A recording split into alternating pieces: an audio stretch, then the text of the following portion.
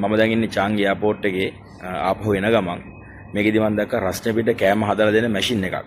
මම කලින් ලංකාවේ මේ වගේ මැෂින් එකක් දැකලා නැති හින්දා මේ ගැන පොඩ්ඩක් ඔයගොල්ලන්ට කියන්න හිතුවා. අපේ BST වල ආහාර තාක්ෂණ යුනිට් 9 ආහාර තාක්ෂණයේ පාඩමේ ආහාර සැකසීම ගැන ඉගෙන ගන්න තියෙනවානේ. ඒ නිසා ඔයගොල්ලන්ට පොඩ්ඩක් වැදගත් වෙයි කියලා හිතුවා මගේ සබ්ජෙක්ට් එක ඉගෙන ගන්න ළමයින්ට. ඒ නිසා පොඩ්ඩක් බලමු කොහොමද මේකේ මේ මැෂින් එකකින් අපිට ආහාරයක් නැත්නම් එහෙම කෑම එකක් හදලා දෙන්නේ කොහොමද කියලා චුට්ටක් බලමු. මම දැන් ඔයගොල්ලන්ට මේ මැෂින් එක කොහොමද යූස් කරන්න කියලා පෙන්නනවා. චුට්ටක් බලන්න කවදාද දවසක ආපුවාම ඔයාලට හදිසියෙ පොඩි බඩගින්නක් ආවොත් රස්න පිටම හදපු කෑම එකක්, ගෙදර වගේම හදපු කෑම එකක් ඔයගොල්ලන්ට මේකෙන් ගන්න පුළුවන්.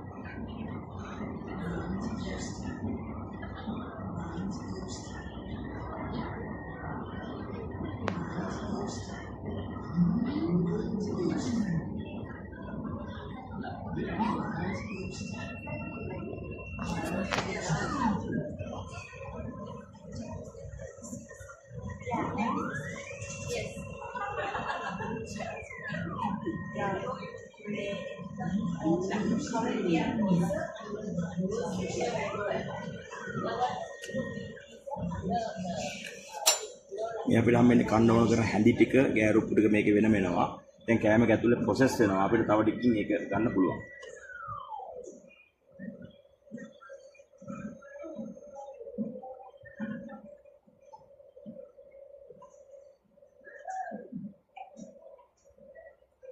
මේක වලට වෙනද මේකේ ප්‍රෙපෙයාරින් කියලා වැඩෙනවා. ඒක කෑම එක හදන්න ටික වෙලාවක් යනවා. අදුවර පස්සේ අපිට කෑම එක හොට් පිට උණුවෙන් ගන්න පුළුවන්.